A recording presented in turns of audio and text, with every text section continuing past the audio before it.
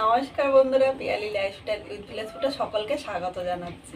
প্রথমে কড়াইটা বসিয়ে দিয়েছি। এখানে 250 গ্রাম দুধ নিয়েছি বন্ধুরা। এখানে কিন্তু আমি গরুর দুধ নিয়েছি, তোমরা ইচ্ছে করলে আমল দুধটাও এইভাবে গুলিয়ে নিতে পারো।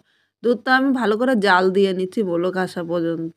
এখানে দুধটা বলক উঠেছে, এই অবস্থায় আমি গ্যাসের আগুনটা একটু কমিয়ে দিলাম। আর এখানে দেখো 250 গ্রামের দুধের জন্য আমি 150 গ্রাম সুজি নিয়েছি। এবার এই সুজিটা আমি দিয়ে দিলাম। সুজিটা দিয়ে সাথে সাথে কিন্তু নাড়তে থাকবে, না হলে কিন্তু দলা পাকিয়ে যাবে। আর এখানে সুজিটা আমি কাঁচা দিয়েছি, আলাদা করে ভাজিনি, তোমরা ইচ্ছা করলে একটু ভেজেও নিতে পারো। কিন্তু এইভাবে একবার মিষ্টিটা তৈরি করে দেখবা, খেতে কিন্তু খুব সুস্বাদু হয়। আর দোকান থেকে কিন্তু কিনে আনতে হবে না, খুব সহজে বাড়িতে তৈরি করতে পারবে। সুজিটা নেড়েচেড়ে দুধের সাথে ভালো করে মিশিয়ে নিয়েছি। আর এই সময় কিন্তু উনানে আগুনটা অল্প দেবেন, অল্প আগুনে এইভাবে করবেন। যদি খুব বেশি আগুন দেন তাহলে সুজিটা কিন্তু তাড়াতাড়ি কড়াইয়ের নিচে দিয়ে লেগে যাবে। এবার এর মধ্যে আমি 2টো এলাচ থেতো করে দিলাম। আমার কাছে এলাচের গুঁড়ো ছিল না, তাই এলাচ দিয়েছি। আর আপনাদের কাছে যদি এলাচের গুঁড়ো দেয় তাহলে এলাচের গুঁড়োও দিতে পারেন, সেটা তো কিন্তু খুব ভালো লাগবে। আর এলাচের গুঁড়ো না থাকলে এইভাবে এলাচ থেতো করে দেবেন। এলাচটা নেড়েচেড়ে সুজির সাথে ভালো করে মিশিয়ে নিচ্ছি। এলাচটা নেড়েচেড়ে মিশিয়ে নিয়েছি। এবার যে বাটিতে আমি সুজি নিয়েছিলাম সেই বাটির মাপে আমি 1.5 বাটি চিনি দেবো। তোমরা মিষ্টিটা যেরকম খাবে সেই হিসাবে কিন্তু চিনিটা নিয়ে নেবে। এই জায়গায় একটু মিষ্টি হলে খেতে খুব ভালো লাগবে। আর তোমরা যদি ভাবো যে একটু মিষ্টি কম খাবে তাহলে চিনির পরিমাণটা একটু কম নেবে। এবার চিনিটা নেড়েচেড়ে মিশিয়ে নিচ্ছি। আর এই সময় কিন্তু উনানে আগুনটা অল্প দেবো। অল্প আগুন এইভাবেই নাড়তে থাকবো, তাহলে চিনিটা 5 মিনিট পরে দেখবে একদম গলে যাবে আর সুজির সাথে কিন্তু মিশে যাবে। বন্ধুরা, এত সহজে যে মিষ্টিটা তৈরি করা যায় আপনারা কিন্তু ভিডিওটা স্কিপ করলে বুঝতে পারবেন না। আর পুরো ভিডিওটা দেখলে কিন্তু আপনাদের কাছে খুব সহজ লাগবে, খুব সহজেই বানিয়ে নিতে পারবে। আর এরকম নতুন নতুন আরও রেসিপিতে আমার চ্যানেলটি সাবস্ক্রাইব করে পাশে থাকবে। আর আমার যে বন্ধুরা আছে তাদের কীরকম লাগলো অবশ্যই কমেন্ট করে কিন্তু জানাতে ভুলবেন না।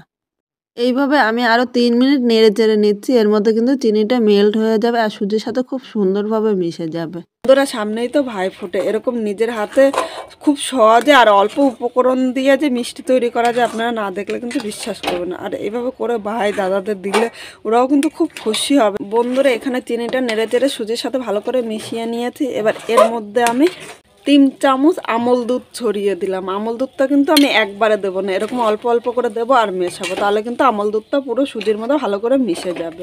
এখানে কিন্তু আমি আলাদা করে ঘি বা তেল দিইনি, এইভাবে আমল দুধ দিয়ে একবার করে দেখতে পারেন, খেতে কিন্তু দুর্দান্ত হয়। এভাবে মিষ্টি করলে কেউ বুঝতেই পারবে না যে এটা সুজি দিয়ে করা হয়েছে।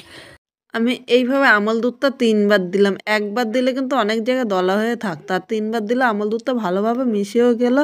আর যখন মিষ্টিটা তৈরি করবো তখন কিন্তু খেতেও খুব ভালো লাগবে। এবার সবার শেষে দেখো এক জায়গায় আমি একটা লেবু 4 ভাগের 1 ভাগ নিয়েছি, এর মধ্যে আমি লেবুর রস দিয়ে দেবো। তোমরা ভাবছো লেবুর রস দিলে হয়তো টক লাগবে, কিন্তু মিষ্টির মধ্যে লেবুর রস দিলে একটু টক লাগবে না। লেবুর রসটা মিশিয়ে নিচ্ছি। আর লেবুর রস দিলে সুজিটা দানা দানা মতো হবে। আর বাড়িতে যে মিষ্টি তৈরি করেছে এটা কেউ খেলে বুঝতেই পারবে না, এটা মনে হবে তখন বাজার থেকে কিনে আনা হয়েছে। আর এত সুন্দর হয় খেতে, কিন্তু খুব সুস্বাদু হয়। আর 2 মিনিট এইভাবে আমি উনানের মধ্যে রেখে দিচ্ছি। বন্ধুরা, এখানে 2 মিনিট নেড়ে চেড়ে নিয়েছি। আর এখন দেখো কড়াই থেকে কিন্তু ছেড়ে দিচ্ছে। এবার আমি এটা নামিয়ে নিচ্ছি।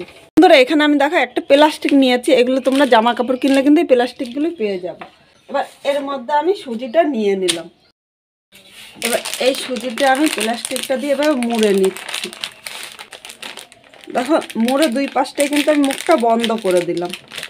এবার বন্ধুরা, এটা আমি 30 মিনিট রেস্টে রাখছি। তোমরা ইচ্ছা করলে কিন্তু ফ্রিজেও রাখতে পারো। আজকে আমি ফ্রিজে রাখবো না, বাইরেই 30 মিনিট রেখে দিচ্ছি।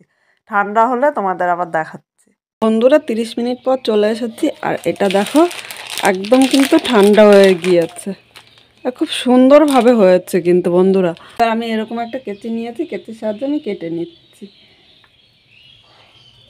একটা দেখো, তোমাদের একটা দেখাচ্ছে কতটা সুন্দর হয়েছে, দেখেই কিন্তু তোমরা বুঝতে পারছো। আর ভিতরেরটা কিন্তু দানা দানা হয়েছে। এভাবে করে খেতে কিন্তু খুব সুস্বাদু হয়। আমি প্রতিটা মিষ্টি এভাবে কেটে নিচ্ছি। আমি এইভাবে ছোট ছোট পিস করে কেটে নিচ্ছি, তোমরা তোমাদের ইচ্ছে মতো কেটে নিও। এত সহজেই যে বানানো যায় না দেখলে কিন্তু বিশ্বাস করবেন না।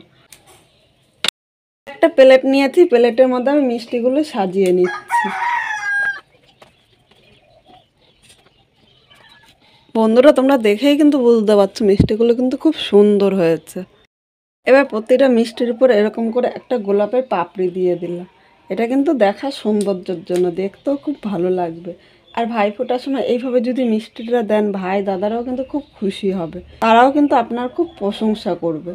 এখানে সব মিষ্টিগুলি সাজিয়ে নিয়েছে, আর দেখো দেখতে যেরকম সুন্দর হয়েছে খেতেও কিন্তু তেরকম সুস্বাদু হবে। আর এই মিষ্টিটা তোমাদের কীরকম লাগলো একটা কমেন্ট করে কিন্তু জানাতে ভুলো না।